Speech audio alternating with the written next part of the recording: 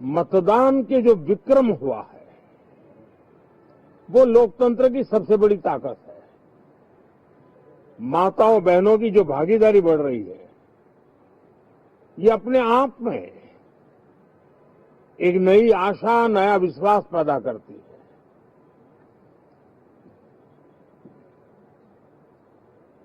एक तरफ लोकतंत्र की मजबूती और इस लोकतांत्रिक व्यवस्थाओं के भीतर अर्थतंत्र की मजबूती, इसको भी दुनिया बहुत बारीकी से देख रही है। भारत ने सिद्ध कर दिया है डेमोक्रेसी कैन डिलीवर। जिस गति से आज भारत की आर्थिक स्थिति नई ऊंचाइयों को प्राप्त कर रही है, विकसित भारत के लक्ष्य की ओर जाने में ये हमें नया विश्वास तो जगाती है, नई ताकत भी देती है। साथियों,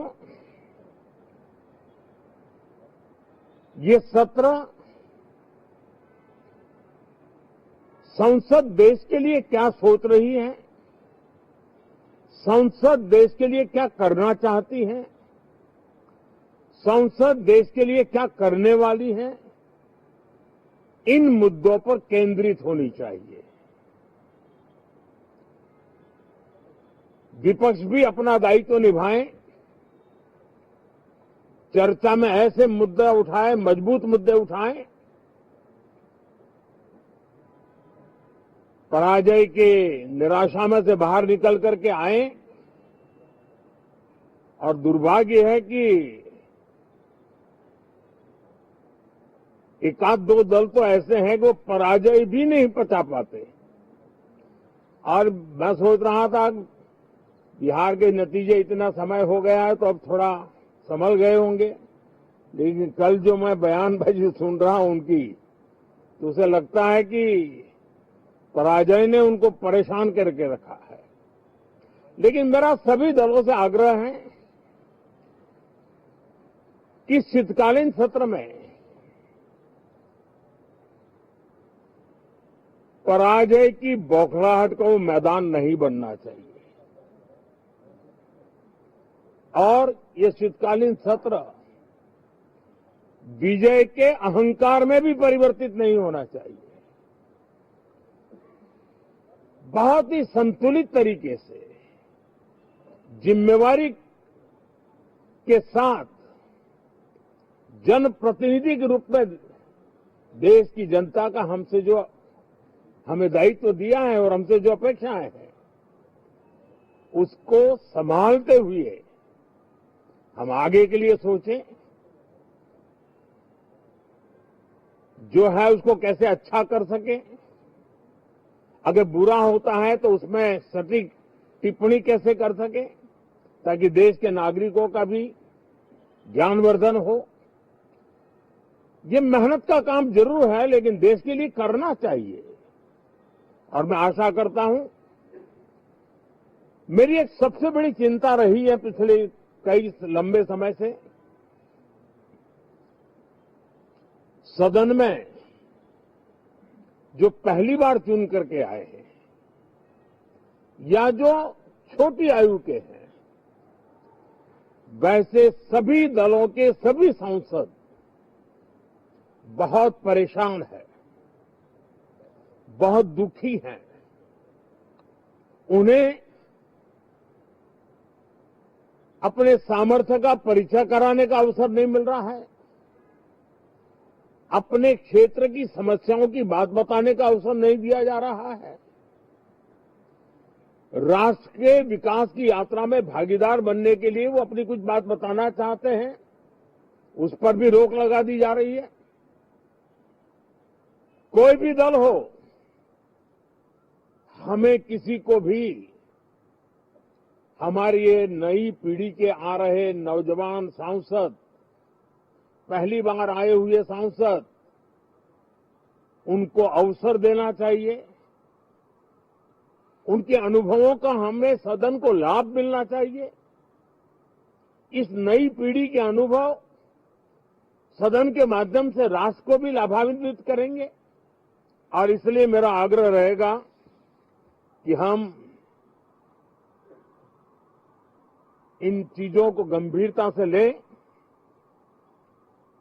ड्रामा करने के लिए जगह बहुत होती है, जिसको करना है करते रहें। यहां ड्रामा नहीं, डिलीवरी होनी चाहिए। नारे के लिए भी जितने नारे बुलवाने हैं वो पूरा देश खाली पड़ा है। जहां पराजित होकर के आए वहां बोल चुके हो, जहां अभी पराजय के लिए जाने वाले हो वहां भी बोल दीजिए, लेकिन यहां तो नारे नहीं, नीति पर बल देना चाहिए और वो आपकी नीयत होनी चाहिए। साथियों, हो सकता है राजनीति में नेगेटिविटी कुछ काम आती होगी, लेकिन अल्टीमेटली नेशन बिल्डिंग के लिए कुछ सकारात्मक सोच भी होनी चाहिए। नेगेटिविटी को जरा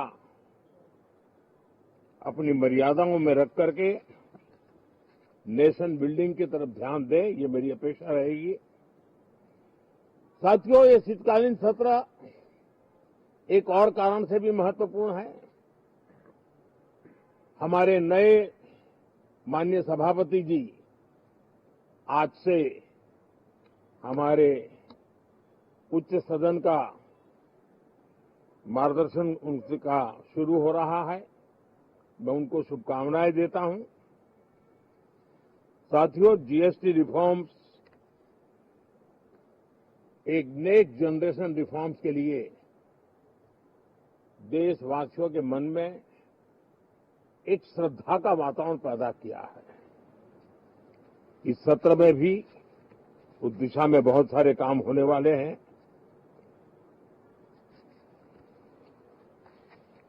हमारे देश का एक हमारे मीडिया के मित्र कभी अगर एनालिसिस करेंगे तो उनको ध्यान में आएगा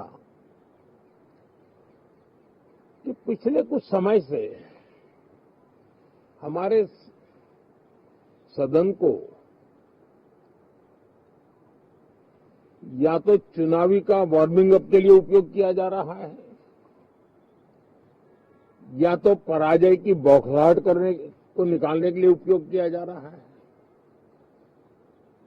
अब मैंने देखा है कुछ प्रदेश ऐसे हैं कि सत्ता में रहने के बाद इतनी एंटी इनकम्बेंसी है कि वो वहां जनता में जा नहीं पा रहे हैं, वहां लोगों के बीच जाकर के अपनी बात बता नहीं पा रहे हैं, और इसलिए सारा गुस्सा या सदन में आकर के निकालते हैं और सदन को अपने उस राज्य की राजनीति के लिए इस्तेमाल करने की नई परंपरा को कुछ दलों ने जन्म दिया है। अब उन्होंने एक बार चिंतन करना चाहिए कि पिछले 10 साल से ये जो खेल खेल रहे हैं, देश स्वीकार नहीं कर रही है इन पद्धतियों को, तो अब थोड़ा बदलें, अपनी रणनीति बदलें। मैं टिप्स देने के लिए तैयार हूं उनको कैसे परफॉर्म करना चाहिए, लेकिन कम से कम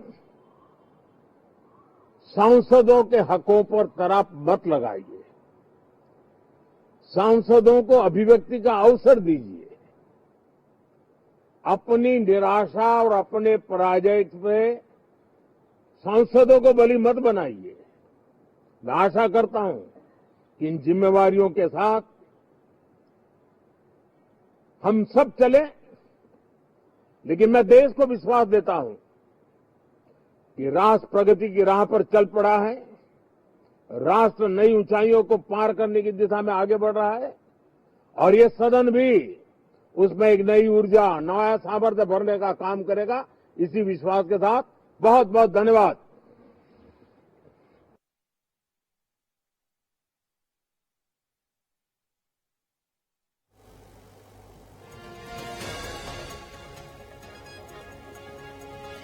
તો સંસદનું શિયાળુ સત્ર આજે 1 ડિસેમ્બરથી શરૂ થઈ ગયું છે અને 19 ડિસેમ્બર સુધી ચાલુ રહેશે. આ સત્રને સંસદના ઇતિહાસનું સૌથી ટૂંકું સત્ર ગણાવવામાં આવી રહ્યું છે.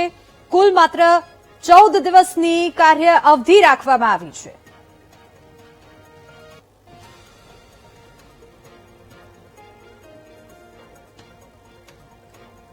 અને સમાચારો પર નજર કરીશું. અમદાવાદથી સમાચાર. અમદાવાદમાં હિટ એન્ડ રનની ઘટના